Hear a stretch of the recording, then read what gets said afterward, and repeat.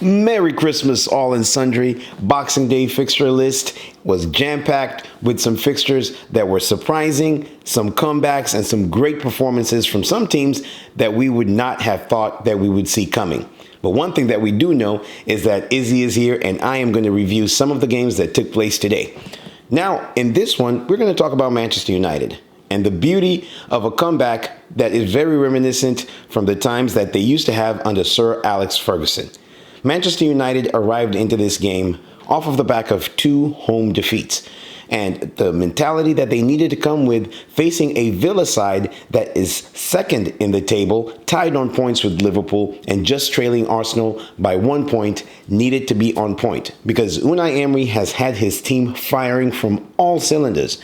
So it was no surprise that when the game began, Aston Villa fans were very, very confident. So much so that you could hear them olaying even at 0-0. Manchester United seemed timid, their performance so far was insipid, and they looked as though they were scared to attack Aston Villa. Surprising because Aston Villa always play with a very high line. Unai Emery wants his team to be on the front foot, and they arrived at Old Trafford not looking as though they were scared of Manchester United at all. So, Manchester United were on the back foot for the most part in the first 25 minutes, and Aston Villa were duly rewarded by their pressing game when they took the lead off of a McGinn free kick that was poorly defended by Manchester United. Now, you could see the confidence oozing from Villa, especially when Leon Bailey was standing right next to Onana right before the free kick was taken. He ran away fast enough to get back to where he was not affecting play, and Onana did not know how to react to the free kick, and it took no touches on its way into Aston Villa's lead. Now, 5 minutes later, Manchester United were on the back foot again. They conceded from a Dendoncker impudent finish, one that they should have seen coming because he was all by himself in the penalty area.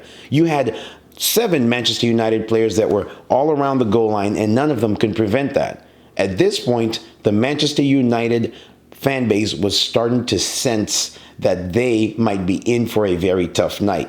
And so they were, because for the rest of the first half, Aston Villa did not give much more away than they did in the first 25 minutes. And Manchester United fans started reacting in a toxic manner. And by the time halftime came by, the boos were evident. By the time they were walking into the dressing room, one could have feared for Manchester United because Aston Villa were playing with a confidence that we haven't seen at Old Trafford in quite a long time.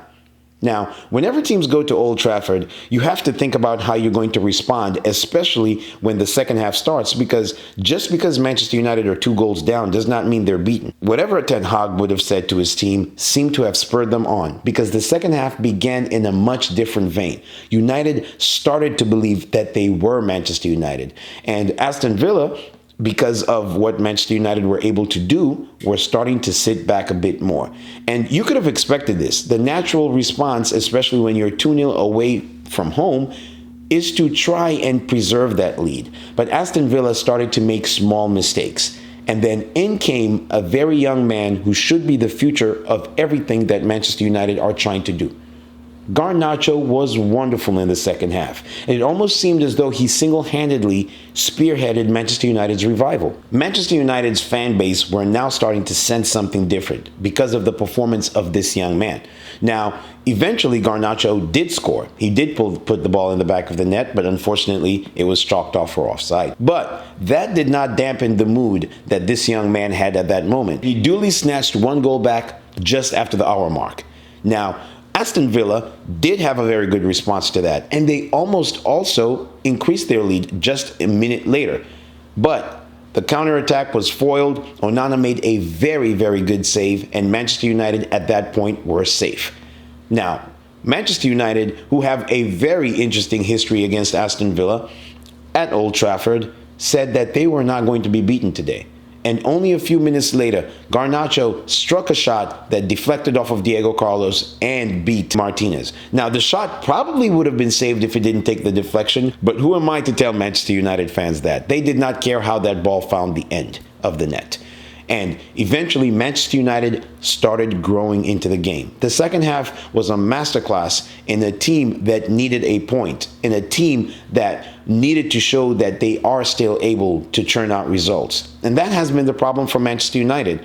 They have had very inconsistent games. They can play relatively well defensively against Liverpool and then lose to Bournemouth almost in the same breath. Now, they needed a winner.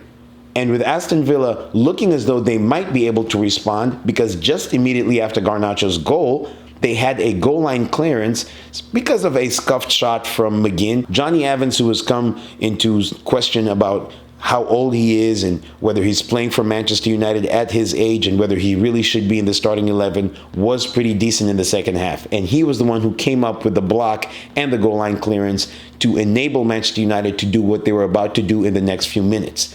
Now, there's another young man who has been very good for Manchester United in the Champions League, but in the league had not scored so far. And Rasmus Højlund was duly given his chance, one that he took with aplomb, and Manchester United fans went into raptures. In the 80th minute, he was able to snatch his first goal for Manchester United, a goal that hopefully should be something for him and all other Manchester United fans to be able to build off of. Now, after that, Aston Villa kind of huffed and puffed, and they did look as though they might be able to cause Manchester United some problems. They put on 4 new substitutes after that, but despite all of their efforts, they were unable to tie the game, and Manchester United now should have a basis to try and spearhead their season from. Manchester United are only 3 points behind Manchester City, albeit they have played 2 games more. But how this Manchester United team finds itself just 3 points behind Man City, I have no idea. But one thing that we do know is that they have the talent within their ranks. Now, the question is always going to be posed as to whether Ten Hag is the man or whether Ineos is going to find somebody else now that they have taken over 25% of Manchester United. And the question is going to be, are they going to be able to build off of this performance? Unfortunately, I don't think so, because Manchester United are deeply inconsistent. And I've said it before, if you look at their goal difference and their goals scored, Manchester United are comparable or even worse than most of the bottom half teams. And they need to do something about that. They're simply not scoring enough goals. They're not doing enough to show us that they are going to be able to sustain a push for the top 4. And at this point, they are in a race with the likes of your West Hams, the likes of your Brightons, the likes of your Newcastles. And this inconsistent form is going to cost them at some point. And if they're not able to take advantages of results like these today, they are going to find themselves struggling more in mid-table rather than pushing at the top end of the table. But one thing that they can rely on is the fact that they have a star in their ranks in Garnacho. Garnacho is a beautiful player. And if they can find somebody else who can supplement what he does off of the wing and maybe try and raise the profile of Højlund and try to get some semblance of control in the game as far as the midfield goes, then maybe Manchester United will have a basis to build up on what they have right now. But unfortunately for them, the likes of Eriksen and Casemiro might be over the hill. And even though you have the likes of your McTominay, it doesn't seem as though the manager trusts him enough. And even the Manchester United fan base don't seem as though they trust them enough. So the question is going to remain as to whether United are going to be able to push for the top 4. At this point, I still say no, because this is a game that was steeped in history. We've seen Manchester United come from behind against Aston Villa before. This is something that was almost written in the stars as soon as they equalized. I thought it was going to be McTominay that was going to grab the goal, but credit to Højlund, he kept on digging and digging. And he has been doing that in all the games that he's played for Manchester United. And today he has been rewarded for his hard work. And you can see it from his rosy red expression, the anger that spurred him on to score that goal, and the beauty in which all the Manchester United fans rejoiced with him collectively in that particular moment. So all good for Manchester United, but I still worry for them in their pursuit of trying to get into a top 4, because I still do think that some teams are probably going to be stronger than them. I think that Tottenham is stronger than them, and I think that unless the Champions League does raise it to 5 teams for England, I find it very hard for them to be able to make it into the top 4 this year, because Arsenal, Manchester City, and Liverpool seem as though they're going to sew up that top three role. And Aston Villa, despite the result today, are a very good team, and they will give Manchester United some problems in trying to achieve that fourth place finish. And you will never be able to discount a Newcastle, especially with the January transfer window coming up, and you'll never, ever be able to discount some of the other teams that are chasing for that top four, Tottenham included. But anyway, that's all I got for this game right now, guys. What do you think about Manchester United's performance? Do you think that they are going to build off of this? Maybe they can prove me wrong. I just don't think that they have the team that is strong enough for them to be able to call on their confidence that they need to make all the way to the end of the season. But it's been your boy Izzy in a freshly minted Arsenal New Jersey, signing off. Peace.